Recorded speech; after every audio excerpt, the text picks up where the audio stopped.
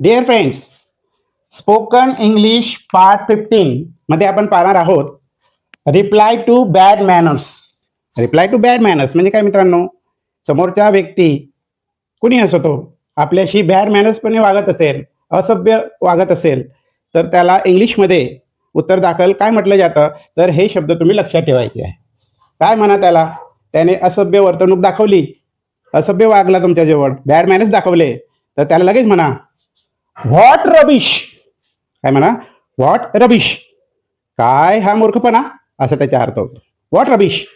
There is no important to given Marathi meaning of this words. You have to reside this words. Understand? लक्ष ठेवायचे शब्द. What rubbish असं म्हणा त्याला. किंवा म्हणा हाऊ शेम. त्याचे हे वर्तणूक पाहून त्याला काय म्हणा? हाऊ शेम. किंवा शेम ऑन यू, म्हणजे तुला लाज वाटली पाहिजे. असं करताना हे शब्द इंग्लिशमध्ये वापरले जातात. नाही तर काय म्हणा? How useless. किती निरर्थक, तुझ्या काही उपयोग नाही, असं तुम्ही म्हणू शकता. तसंच behave your self. Behave your self, जरा नीट वाग, असं अशा पद्धतीने तुम्ही त्याला सांगू शकता. बॅड मॅनर्सला तुम्ही रिप्लाय देऊ शकता. आलं का लक्षात मित्रांनो? जर तुम्हाला हा व्हिडिओ आवडला असेल तर तुम्ही या चॅनलला नक्कीच सबस्क्राईब करा आणि व्हिडिओला लाईक शेअर करा. थँक्यू.